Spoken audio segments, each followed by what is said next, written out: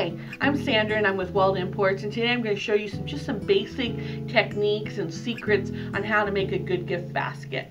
The most important part is choose what container you want to use. Today I'm going to use our brand new tray that we're featuring. The next thing is collect all the supplies that you're going to need. You're going to need some sort of craft paper like this. It comes on a roll. And you're going to need your tea towel. The next thing is you're going to choose your product. I always like to kind of come up with a theme that I want to use, and so this time I'm going to do cornbread and chili, and you want to have different sizes, shapes, colors, and textures. Makes the basket more interesting. I think that's real important when you're creating a gift basket. So you start with your tray, you get your craft paper, you crinkle it up, put it into your container. Now the craft paper, a lot of people ask me, well, why do I use the craft paper? Why can't I use something else?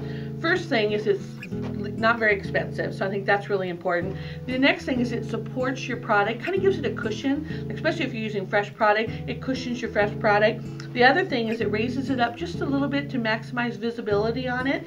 And then the last thing that I love is stability. It helps kind of keep everything together. So after you add your craft paper, the next thing you're going to do is you're going to add your tea towel. Just kind of put it in, kind of squish it down. That. My tallest item, tallest items should always go to the back of the gift basket. And you always want to think about it so that you can see all the product, so that you can see the names on it, so that people can see what they're getting. And then you add your medium and small items next. And you just kind of push it down. There again, there's that craft paper helping me, because it's just by pushing the items down is stabilizing everything for me. And then I pop in my spatula so that they'll have something to stir it with. And voila, you're good to go. So now I'm basically going to do the exact same guidelines, but this time I've chosen the basket and a larger basket just so you can kind of see. So there again, I have my craft paper, I have my container, I've chosen my products on this one, and on this one I have fresh bread that we have. I also have oatmeal and honey and jam, so it's a perfect combination, kind of again kind of a breakfast feel to it. So you have your container, you're going to go ahead and crinkle up your craft paper, stick it in your basket. There again, it's just adding stability. Then you're going to use your tea towel, and there again, the tea towel, the main purpose is to cover up your mechanics, and visually it gives you a lot of impact for not a lot of money. So that's why I really recommend the tea towels. And then just kind of squish it in what you think it's going to be. You start with the big items in the back.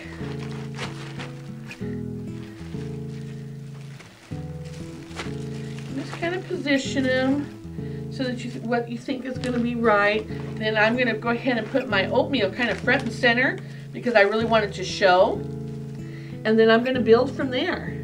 So we've got some great jam, and I've got the cocoa and the honey. So we'll just pop those in there. And then the spreader for the jam and honey. So we'll pop that in there. There again, you know, make sure that the name shows. Don't turn it in the backwards. Make sure that your name is front and center. So on this one, it has to go on this angle. And then I'm going to add my knife. And just for interest, we could lay it out flat, which totally works. But it's also kind of fun sometimes to just kind of nuzzle it right in there so that it's kind of a little bit of an angle. So it kind of sticks up, and I think it just kind of adds a little fun to it. And then I will turn it around so that you can see that. Make sure all the labels are showing, the stability's there, and then I'll turn it for you so you can see.